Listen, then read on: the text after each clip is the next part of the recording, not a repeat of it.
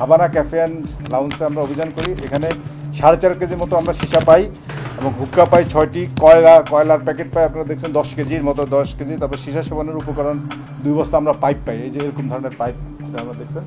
এবং এখানে আমরা সীসা এই ব্যবসা এখানে পরিচালনার জন্য যারা আছে এরকম দুজনকে আমরা অ্যারেস্ট করি। একজনের নাম মিরাজ, আরেকজনের নাম রিজবি। ওয়ালটন এখন দেশের সীমানা পেরিয়ে পৌঁছে গিয়েছে 50টিরও বেশি দেশে।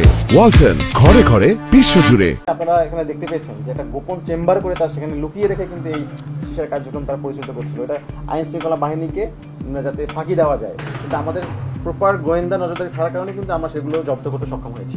মূলত আসলে বনানী এবং গুলশান কেন্দ্রিকই, আর শোনা যায় যে উত্তরা কিছু আছে, তো আমাদের নজরদারি আছে। আমরা যখনই এরকম কোনো সংবাদ পাবো, গোপন তথ্য পাবো, আমরা অভিযান চালাবো। ইদানিংকালে তারা মানে সীসাবার পরিচালনা স্ট্র্যাটেজি চেঞ্জ করেছে। এখন প্রায় বন্ধ রাখে, মানে পরিচিত লোক ছাড়া মানে সীসাবারে ঢুকায় না, হ্যাঁ এরকম তথ্য আছে।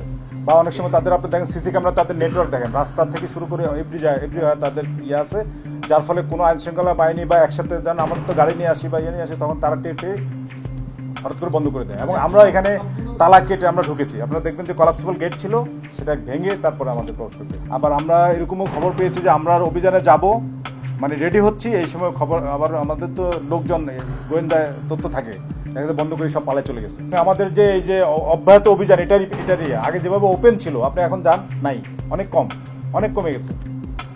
এবং এটা আমরা আমাদের অভিযান অব্যাহত থাকবে। আমরা এটা নির্মূল করার না পর্যন্ত এটা আমাদের অভিযান চলবে। একটা রেস্টুরেন্টে নিয়ে সীসা খেলিয়ে ওটা সীসা বার নামে তারা পরিচয় দিচ্ছে, এটা কোনো অথরিটি নাই যে কি এটা আসলে সীসা বারের কোনো লাইসেন্স দেওয়া হয় না কোনো কর্তৃপক্ষ।